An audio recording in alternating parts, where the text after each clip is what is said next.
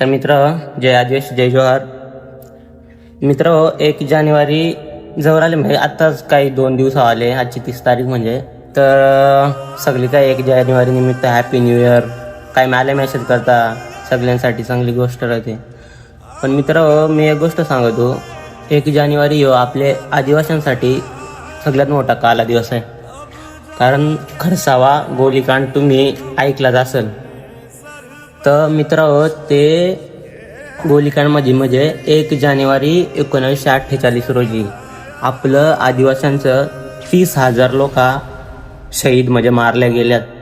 तर मित्र, 1 जानेवारी आदिवासींना कधी हॅपी न्यू इयर म्हणून सांगू नका, कारण आपल्या आदिवासींसाठी सर्वात मोठा काला दिवस मानला जाईल.